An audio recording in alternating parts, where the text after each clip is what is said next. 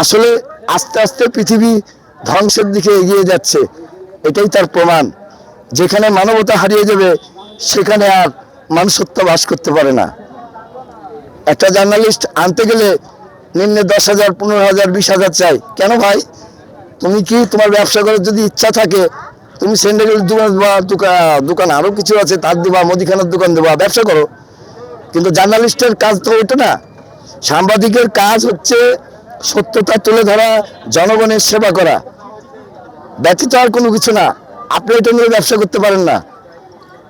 এতগুলো মানুষ যে সাক্ষী দিল, কোনো জার্নালিস্ট এখন পর্যন্ত আসেনি। কেন আসেনি? কে কার সাথে ধরা পড়লো, কার বউ পরকিয়া করলো, এটাই আপনাদের প্রতিবেদন। আমি ধিক্কার দিই, আমি ঘৃণা করি আপনাদেরকে, যার কারণে আমি এই সমিতির আওতাভুক্ত হইনি। আপনি আমাকে বলবেন যে ওখানে প্রতিবেদন করা যাবে না, আপনি টাকা খেয়ে, আর আমি যাব না, ওই রকম আমার লাইসেন্স না। আপনারা বুঝবেন ভালো করে। এবং রাজশাহী সিটির মধ্যে আমার একটা নাম আছে, জানবেন। দর্শক বিন্দু, আমি আরো একজনের সাক্ষাৎকার নিব।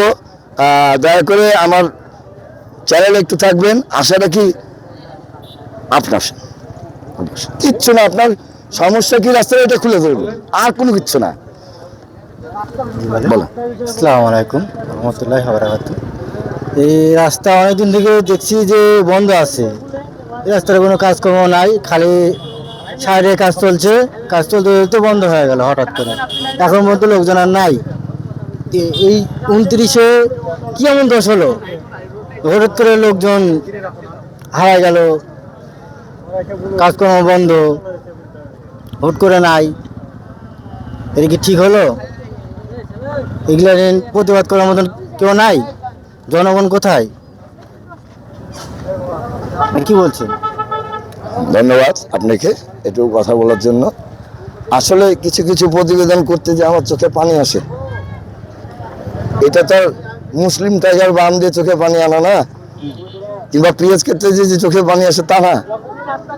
মানবতার খাতিরে আজকে তাদের কষ্ট নিজেকে মনে করি, তাই চোখ দিয়ে পানি আসে। দর্শক বিন্দু, এখানে আমার বলার কোনো কিছু নাই। সবই দেখছেন, সবই শুনছেন, সবই বুঝছেন।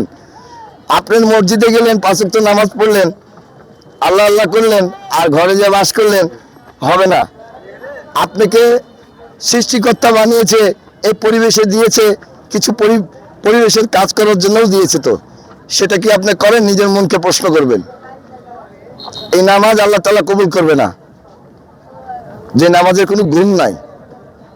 যাই হোক, আমি সেই বিষয়ে যাব না। দর্শকবিন্দু, এই প্রতিবেদনটা আমি এখানেই শেষ করছি।